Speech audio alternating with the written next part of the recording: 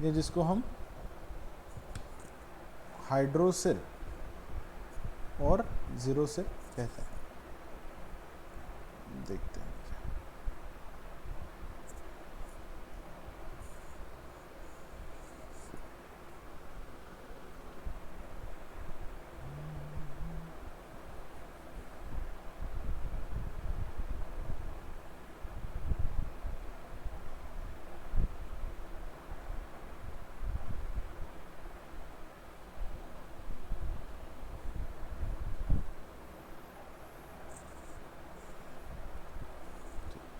so put down the heading hydrosir. So we will be starting with the next topic, that is hydrosir. The stages of which succession? Hydrarch succession. तो अब succession के दो detailed example देखने वाले हैं हम, one is hydrosere and other is lithosere. ठीक है, देखते हैं क्या क्या है। अब देखिए यहाँ पर एक ब्लैंक स्लाइड चाहिए थी हमें, we need a blank slide here.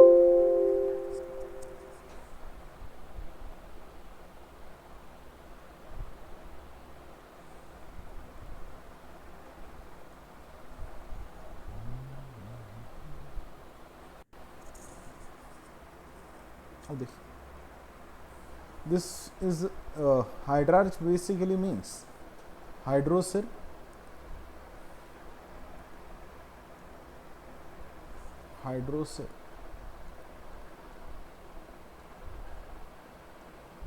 और हाइड्रार्च और सक्सेशन ओवर वाटर बॉडी।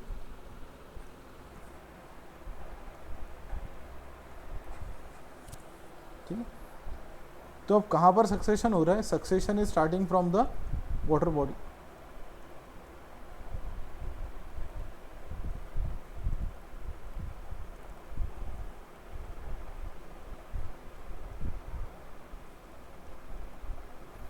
अभी कुछ 3-4 साल पहले तक एक एडवर्टाइज आती थी और उस एडवर्टाइज में ये दिखाया जाता था कि जो विलेजर्स हैं, जो गांव के लोग हैं, वो जो ये होता है हमारा, क्या कहते हैं उसे, तालाब, तळ ज्याला म्हणतो आपण, तर तळ्यात जाऊन ते कपडे धुतात आणि म्हशी धुतात, भांडे घासतात तिथे, और वहाँ पर ये करने की वजह से वो कहते थे कि वो तालाब कुछ दिनों के बाद में ख़त्म हो जाएगा।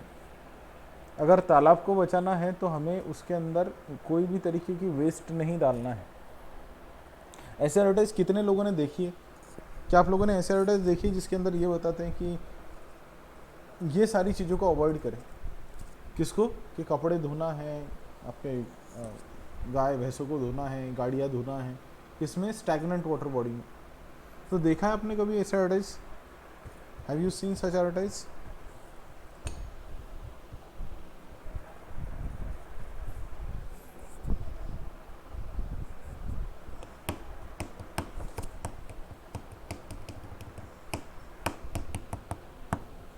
अरे है कि नहीं कोई इधर? यस सर, पार्ली है। अच्छा चलो, मैंने बोलने के बाद तो बोला कोई, तो पहाली है। क्या होता है बेटा कि जो भी एक पॉन्ड है, ठीक, ये पॉन्ड है,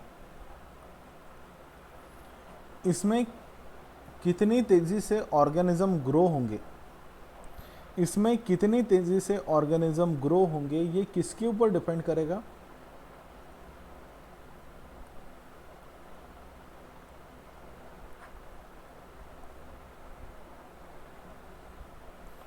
What will be the speed of growth of organisms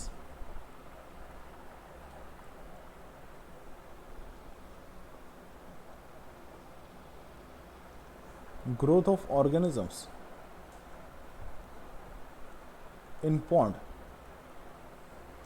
is decided by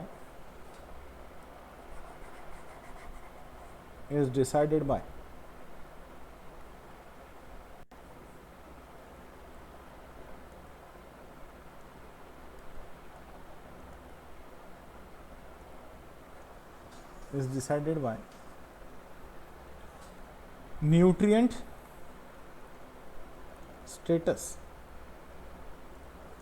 of pond,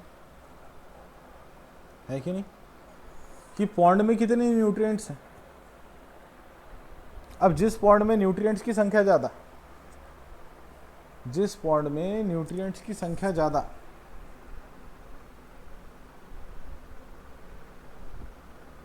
उस पॉन्ड के अंदर सक्सेशन या ऑर्गेनिज्म की ग्रोथ की स्पीड, और जिसमें ऑर्गेनिज्म की ग्रोथ की स्पीड ज़्यादा, उसमें रेट ऑफ सक्सेशन ज़्यादा। मानते हो कि नहीं, कि अगर ऑर्गेनिक या न्यूट्रिएंट कम होंगे तो धीरे धीरे ऑर्गेनिज्म ग्रो होंगे, अगर न्यूट्रिएंट ज़्यादा होंगे तो ऑर्गेनिज्म की ग्रोथ कैसे होगी, the growth of organisms will be fast. तो अब यहाँ पर हम देखते हैं कि यहाँ पर क्या हो रहा है। तो जो न्यूट्रिएंट स्टेटस है किसी भी वाटर बॉडी का, उसको हम ऐसे दिखा सकते हैं, इसको थोड़ा सा स्ट्रेट कर देते हैं ऐसे।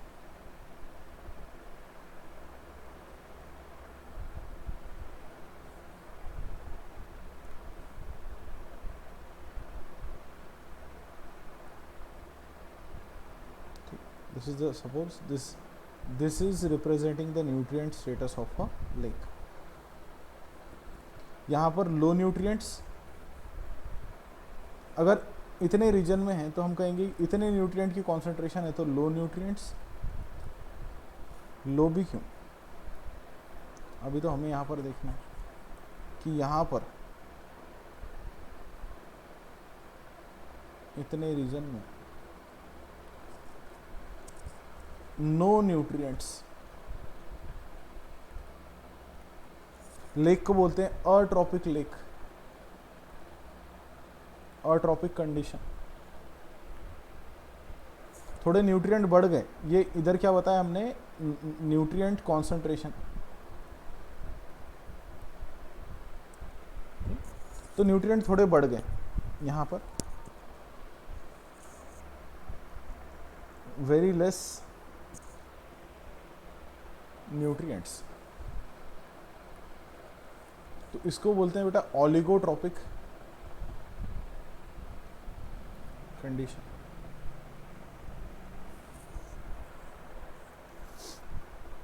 इससे थोड़े ज़्यादा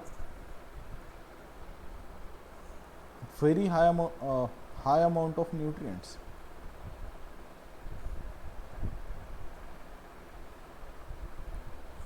तो इसको बोलते हैं हाई कह दो या मॉडरेट कह दो, हाई कहना सही नहीं होगा अभी, मॉडरेट, मॉडरेट न्यूट्रिएंट्स। तो मॉडरेट अमाउंट में न्यूट्रिएंट्स होंगे तो उसे कहते हैं मीजोट्रॉपिक कंडीशन।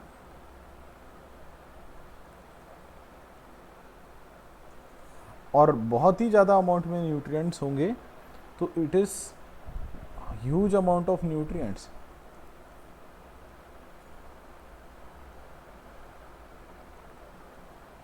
तो इसे कहते हैं बेटा यूट्रॉपिक कंडीशन।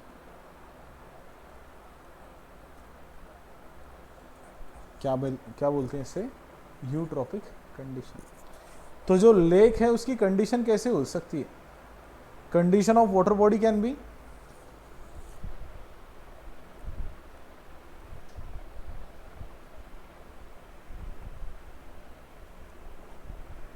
वाटर बॉडीज की कंडीशन कैसी हो सकती है, अट्रॉपिक, ओलिगोट्रॉपिक, मीजोट्रॉपिक, यूट्रॉपिक, है ना। और ये बताइए कि रेट ऑफ सक्सेशन कहाँ पर ज़्यादा। अब आप लोगों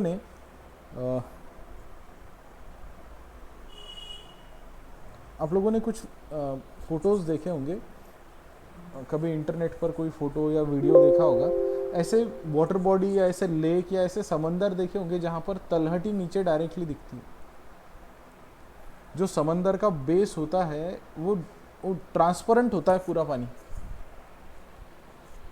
देखा आप लोगों ने कभी ऐसा कोई वीडियो वगैरह जहाँ पर कोई बीच है वहाँ का वीडियो है कि पानी इतना क्लियर है कि जो नीचे की रेत है वो दिख रही। ऑब्वियसली इसका भी आंसर नहीं मिलेगा मुझे। वाला देख है। देखा होगा ना। तो इसका मतलब क्या होता है बेटा कि वहाँ पे इतना क्लियर कैसे है सब। बिल्कुल भी कुछ नहीं है वहाँ पर, सिर्फ पानी है। जैसे आपने ग्लास है, कांच का ग्लास है, शार्प में क्षार कमी असर, कांच का ग्लास है एक, ठीक है। अब एक क्षार भरा पानी निकालो, मतलब एक बोर का पानी निकालो आपके, है ना, बोर का पानी निकालो, और उस कांच के ग्लास में एक कॉइन नीचे डाल दो, उसका कॉइन को कलर कर दो या कॉइन को वैसे ही रख दो। तो वहाँ पर आपने एक कॉइन डाल दिया उस कांच के ग्लास में, तो आपको वो पूरा पानी ट्रांसपेरेंट होता है, तो वो कॉइन जैसा का वैसा दिखेगा, है ना। सही बात है कि नहीं। वो पूरा ट्रांसपेरेंट पानी होता है। अगर टर्बिड पानी होगा तो आप खुद ही नहीं पियोगे, है ना। तो ये पानी इतना ट्रांसपेरेंट क्यों है, जो पानी है ये इतना ट्रांसपेरेंट क्यों है। इसका मतलब इस पानी में कुछ नहीं है, इस पानी में टर्बिडिटी लाने के लिए कुछ नहीं है,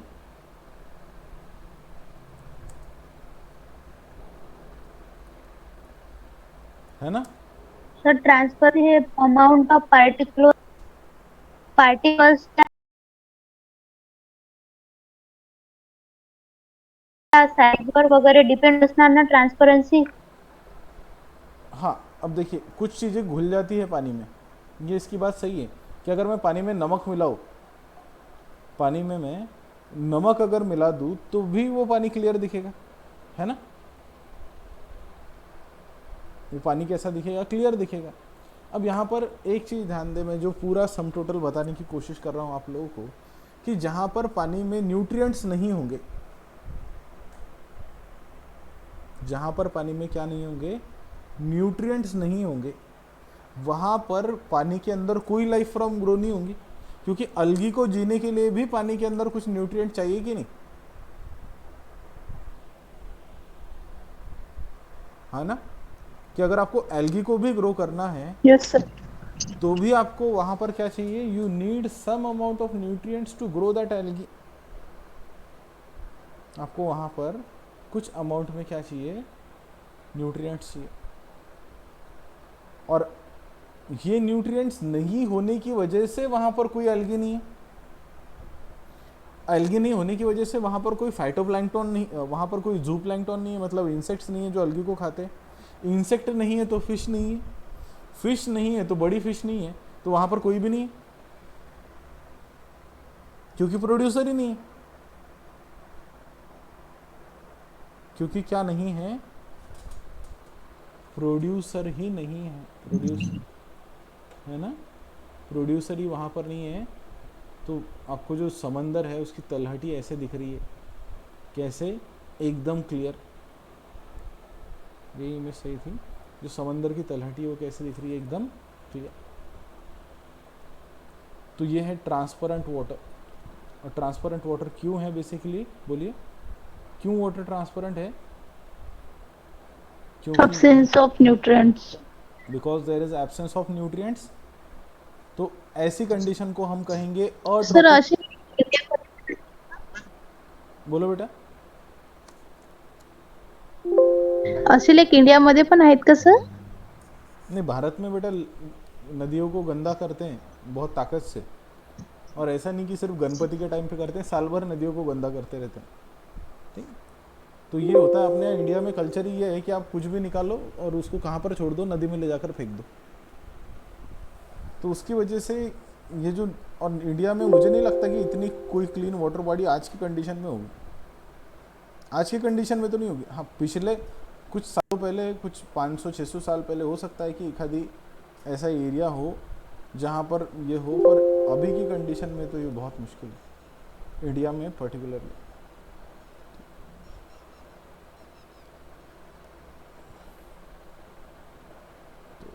यहाँ पर इमेज डाल देते हैं हमारे। ठीक है। तो ये होते हैं atrophic lake. So write down atrophic lakes, atrophic water bodies.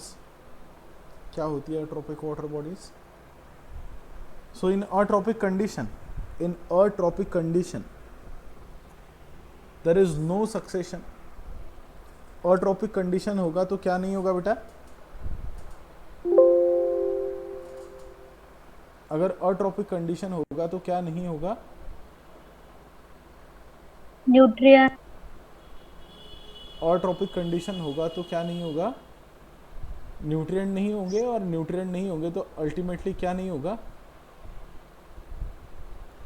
Nutrient नहीं होंगे तो अल्टीमेटली क्या नहीं होगा? बोलिए। सक्सेशन नहीं होगा। ओके, तो सक्सेशन होने के लिए क्या जरूरी है? पानी के अंदर तो भी एटलीस्ट क्या हो? Nutrients. Water bodies different.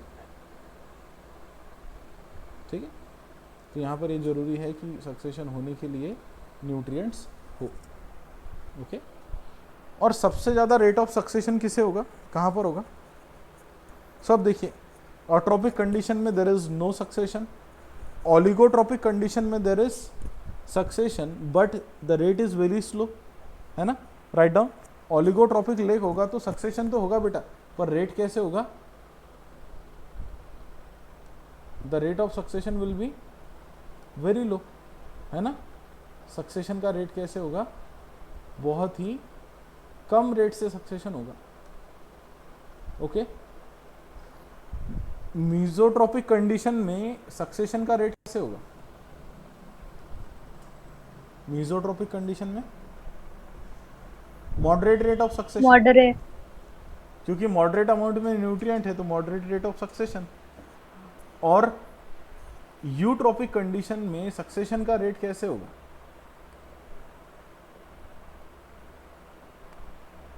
What will be the rate of succession in eutropic condition? सर्वात जास्त हाई स्पीड। सबसे ज्यादा रेट रहेगा सक्सेशन का कौन सी कंडीशन में? In the eutrophic condition. Is it clear? Clear है बेटा ये?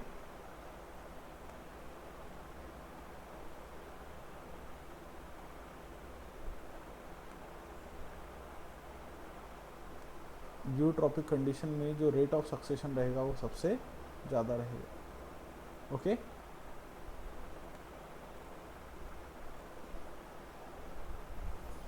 तो अब यूट्रोपिफिकेशन ऑफ लेक, कितने लोगों ने नाम सुना है इसका? Have you seen the name eutrophication of lake? क्या कभी नाम सुना है बेटा eutrophication of lake? No sir. नहीं सुना? यूट्रोपिफिकेशन ऑफ लेक, यूट्रोपिफिकेशन का मतलब क्या होता है बेटा यहाँ पर कि आप अगर पानी के अंदर न्यूट्रिएंट्स छोड़ रहे हो, एक वाटर बॉडी है, ठीक है, जैसे कि एक मान के चलिए आपके गांव में एक तालाब है और वहाँ पर न्यूट्रिएंट्स कम है, वहाँ पर न्यूट्रिएंट्स की संख्या कैसी है? कम है। तो वहाँ पर न्यूट्रिएंट की संख्या कम होने की वजह से क्या हो गया पीपीटी को?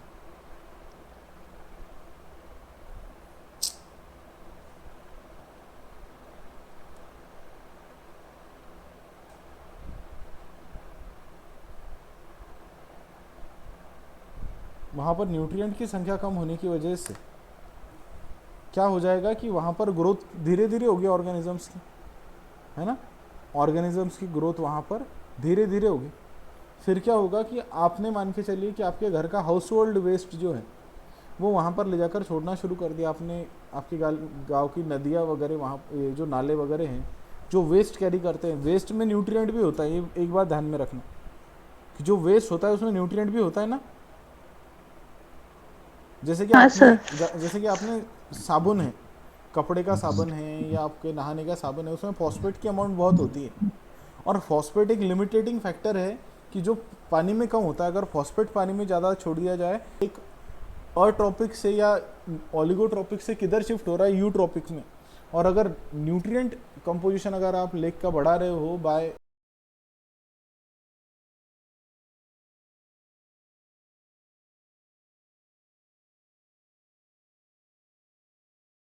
एडिंग एक्सटर्नल न्यूट्रिएंट्स, तो उसकी वजह से वहाँ पर क्या हो जाएगा, लेक के अंदर न्यूट्रिएंट की अमाउंट बढ़ जाएगी और इसको हम कहेंगे यूट्रोफिफिकेशन।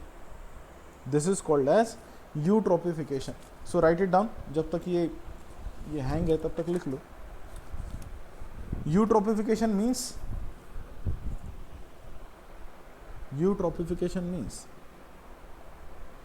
addition of nutrients, addition of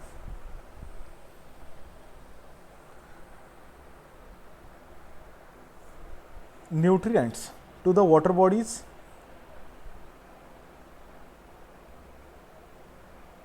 addition of nutrients to the water bodies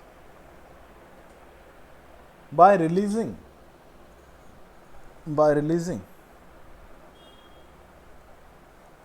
the household waste in water bodies, by releasing household waste in the water bodies.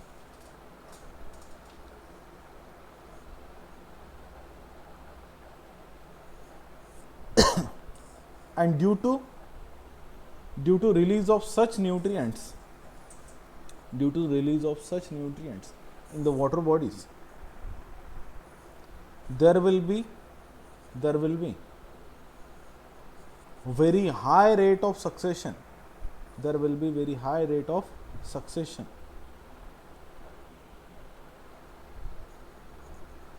जहाँ पर सक्सेशन का रेट क्या हो जाएगा, बहुत ज़्यादा हो जाएगा।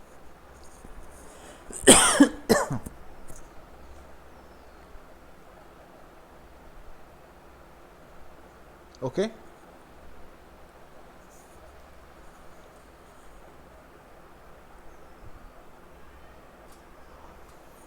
क्यों हैंग हो रहा है?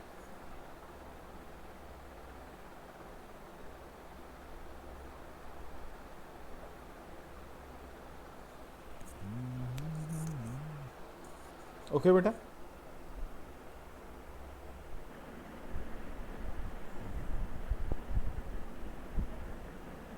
हेलो। हाँ सर। हाँ,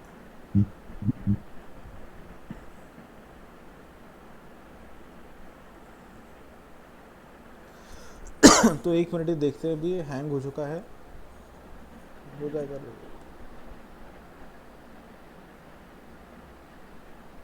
ठीक है,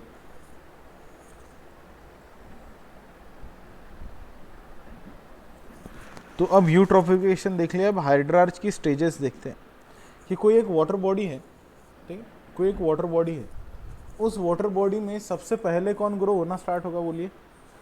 सो राइट डाउन स्टेजेस ऑफ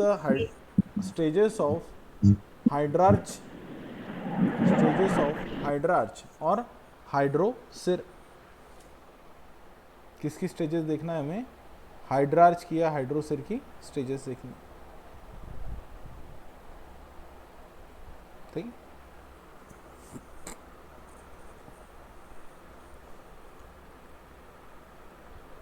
ठीक है, कौन कौन सी स्टेजेस हैं, तो ये द स्टेजेस अब यहाँ पर देख सकते हो आप, जैसे कि लिखा है इकोलॉजिकल सक्सेशन और एग्जाम्पल है हाइड्रार्च का। So this succession originates in water body, usually pond. Phytoplanktons will primary community, phytoplankton मतलब एल्गी वगैरह आ जाते हैं इसमें। फॉरेस्ट क्लाइमैक्स मतलब आप वाटर से, आप पॉन्ड से क्या बनाने वाले हो, फॉरेस्ट। मतलब आज जहाँ पर वाटर बॉडी है वहाँ पर 1000 साल बाद में, 1000 जाने दो, 20 40 50 साल बाद में क्या हो सकता है, फॉरेस्ट हो सकता है। कैसे देखेंगे। So it includes several serial stages. कौन कौन सी स्टेज है, तो phytoplankton stage, rooted submerge stage, rooted floating stage, read swamp stage, says मीडो stage, Woodland stage और फॉरेस्ट स्टेज। फाइटोप्लैंक्टन स्टेज, तो फाइटोप्लैंक्टन स्टेज यहाँ पर क्या है, they will be pioneer community. Pioneer मतलब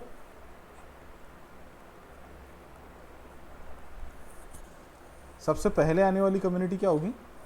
फाइटो, मतलब जो सबसे पहले आता है वो पायनियर होता है। तो ये जो वाटर बॉडी है, यहाँ पर किसकी एंट्री हो गई? यहाँ पर किसकी एंट्री हो गई? ब्लू ग्रीन एल्गी, इन्होंने ग्रो करना स्टार्ट कर दिया। ग्रीन एल्गी, डायटम्स, बैक्टीरिया, इन्होंने ग्रो करना स्टार्ट कर दिया। दे मल्टीप्लाई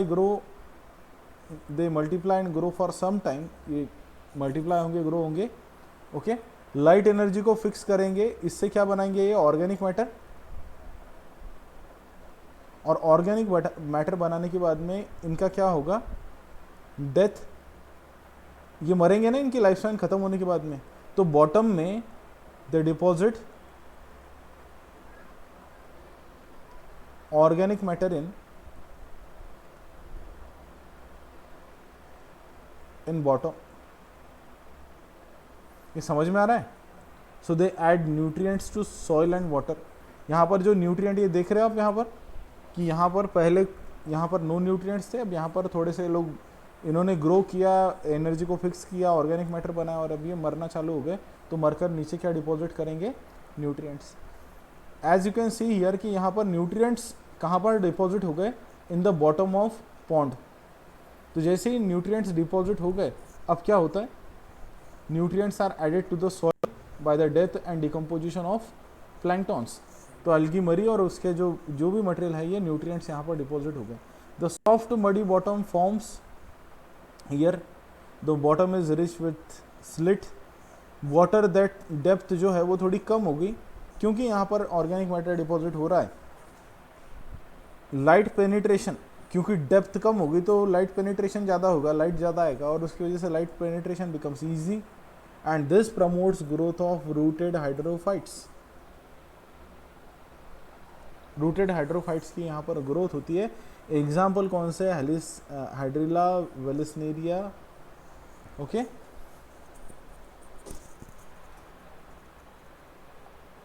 ओके, तो ये सारे एग्जाम्पल्स हैं इसके। तो अब ये मरेंगे, ये ऑर्गेनिक मैटर डिपॉजिट करेंगे, तो अब कुछ नहीं है। फिर रूटेड फ्लोटिंग स्टेज,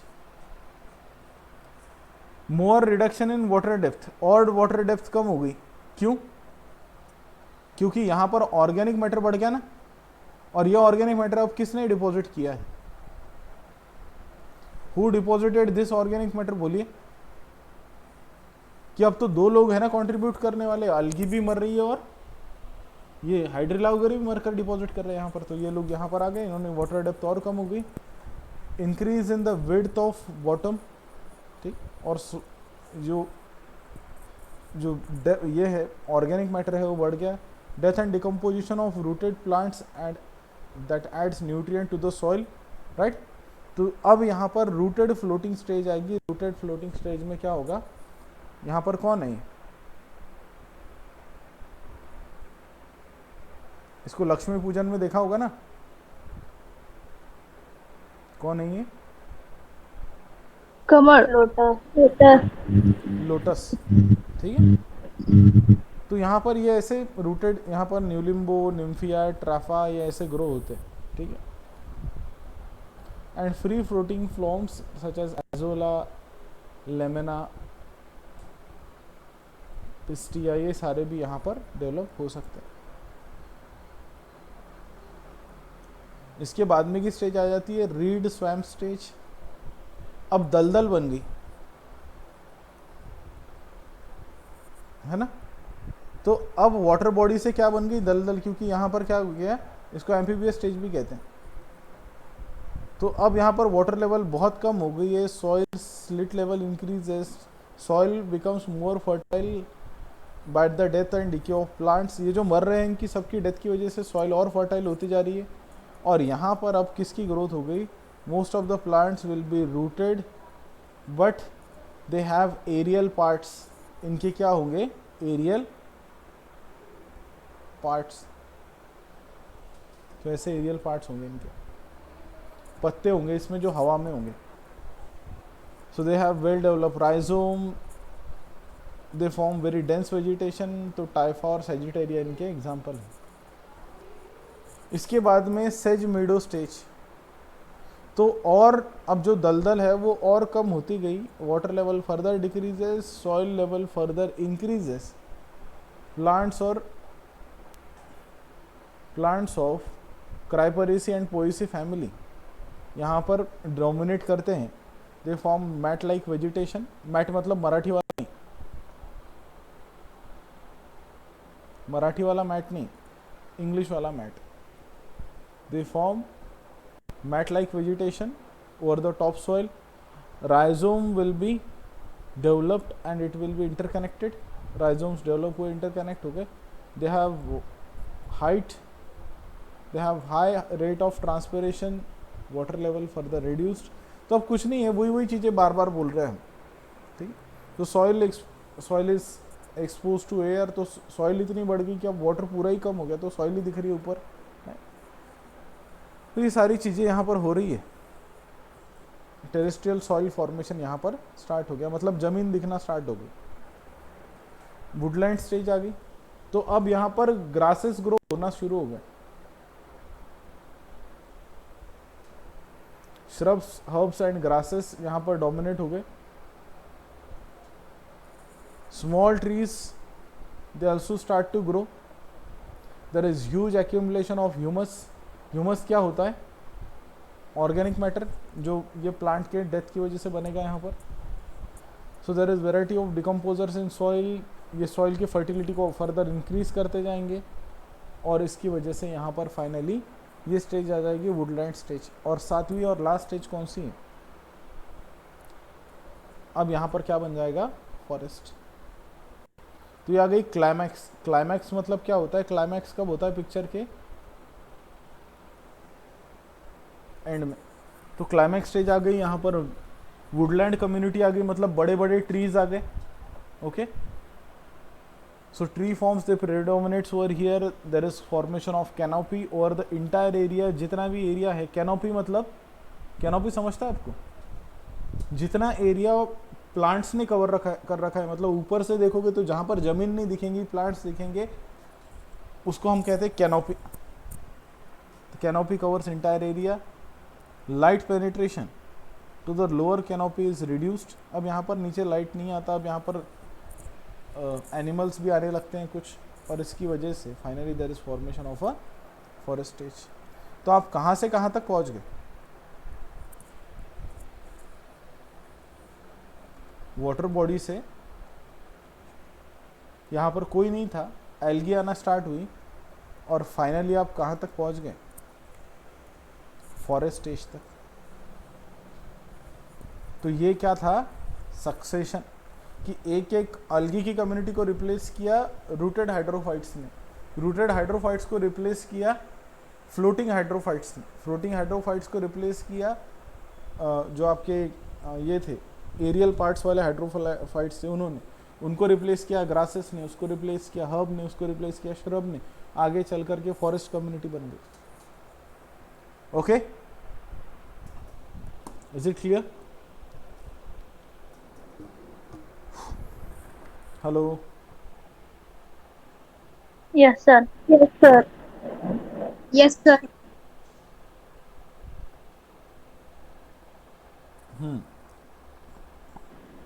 और इसके बाद में अब हमें देखना है कि जीरो सीयर क्या है। Succession over which body? Rock surface. जो जीरो सीयर का एक एग्जाम्पल है, लिथोसिर। तो यहाँ पर ये जो रॉक सरफेस है उससे सक्सेशन स्टार्ट हो रहा है।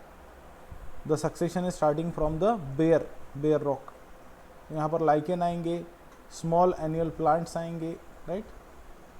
फिर यहाँ पर कौन कौन आएगा? ग्रासेस, हर्ब, श्रब आएंगे। फिर यहाँ पर थोड़े से बड़े ट्रीज आएंगे, और फिर सारे लोग आएंगे। देखेंगे इससे क्या क्या होता है यहाँ पर। तो यहाँ पर अब देखिए, इसमें कुछ बहुत मुश्किल नहीं है। सक्सेशन क्या है यही समझना मेन है। सक्सेशन के अंदर कौन कौन सी चीज़ें आ रही है ये आप पढ़कर समझ सकते हो, ठीक। तो zero seer is a plant succession which is limited by water availability. यहाँ पर ड्राई एरिया में ये सक्सेशन हो रहा है। ड्राई एरिया में मतलब आप समझ सकते हो कि डेजर्ट्स में सक्सेशन हो रहा है। जो सक्सेशन हो रहा है वो कहाँ पर हो रहा है? In the desert. So in the xerarch succession of ecological communities originated in extremely dry situation, such as sand और desert, sand dunes, salt deserts और रॉक डेजर्ट्स। तो यहाँ से ये सक्सेशन शुरू होता है। Bare rocks are produced when glaciers और volcanoes erupt, there is erosion of these rocks and they brought by rain water. अब ये कुछ नहीं है, सिर्फ इतना ध्यान रखो कि यहाँ पर क्या है, एक बेयर रॉक है which is not having any type of life. Next is there is entry of lichen. Lichen की एंट्री होती है which act as a pioneering species on the bare rock. तो सबसे पहले यहाँ पर lichen आकर ग्रो होना शुरू होते हैं, और lichen भी होते हैं क्रस्टोज lichen।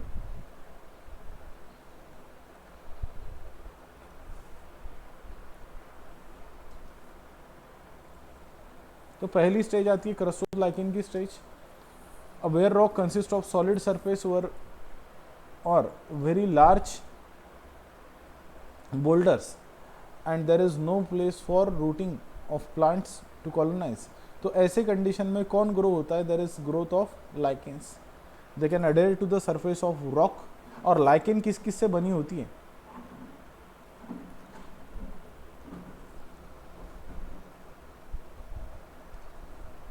लाइकेन किस किस से बनी होती है? दो लोगों से बनी होती है, one is algae, other is fungi. and fungi. Okay, so lichen is made up of two, one is algae, other is fungi.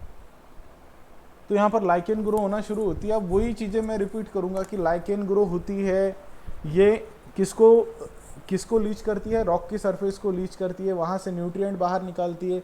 Lichen की डेथ होती है जिसकी वजह से लाइकेन वहाँ पर ऑर्गेनिक मैटर छोड़ जाती है, किसके सरफेस पर? रॉक के सरफेस पर। Lichens will deposit organic matter on the rock surface. फिर there is entry of next type of lichens that is called as foliose and fruticose lichen. तो नेक्स्ट स्टेज आती है फॉलियोज और फ्रूटिकोज लाइकेन की। They have leaf like थैला। सो ये dead mains finger ऐसी ये लाइकेन है, तो डेड मैन्स फिंगर बोलते हैं इसको, right. So they have the foliose lichen have leaf like structure, they have aerial parts, right? So they start to grow on the rock surface which is having organic matter. तो इनके अंदर water absorption की और retention की capacity ज़्यादा है। ये फिर से ऑर्गेनिक मैटर को डिपॉजिट करेंगे कहाँ पर? रॉक के सरफेस पर, और ये चले जाएंगे। इसके बाद में मॉस स्टेज आती है ना। तो मॉस स्टेज में अब ऑटोट्रॉप्स यहाँ पर ग्रो होना शुरू, ये भी पहले भी ऑटोट्रॉप्स ही थे, पर यहाँ पर ग्रीन ऑटोट्रॉप्स ग्रो होना शुरू होते हैं। So there is a moss stage such as Polytrichum यहाँ पर ग्रो होना शुरू होते हैं। They brought to the rock where they succeed the lichens. मतलब जब ये रॉक को हटा देते हैं और उसकी ये लाइकेंस को हटा देते हैं और उसके बाद में इनकी एंट्री होती है। The rhizoids penetrate soil among the crevices and secrete acids and corrode the rocks. तो अब ये और rocks को डिकम्पोज करना शुरू कर देते हैं। They will die and they will deposit the further organic matter. इसके बाद में herb stage आती है, मतलब यहाँ पर छोटी grasses वगैरह और herbs grow होना शुरू होते हैं, राइट। क्योंकि अब यहाँ पर क्या हो गया, basically there is formation of organic matter. And there is shrub stage. तो श्रब की स्टेज आ जाती है। फिर यहाँ पर वही चीज़ें फिर से रिपीट हो रही हैं कि हर्ब स्टेज आ गई, उसके बाद में श्रब स्टेज आएगी, और finally there is a tree stage. और ट्री के बाद में क्लाइमैक्स स्टेज आ जाएगी। क्लाइमैक्स स्टेज का मतलब कि एक वेल डेवलप फॉरेस्ट यहाँ पर होगा, वेल डेवलप फॉरेस्ट यहाँ पर होगा। तो पहले ये जो एरिया था ये ऐसे था, पहले जो एरिया था ये ऐसे था, और अब जो एरिया दिख रहा है वो ऐसे दिख रहा है। तो इसको होने में 1000 साल, 2000 साल, 5000 साल, 500 साल ऐसा समय लग सकता है। Okay, so thank you for your patience.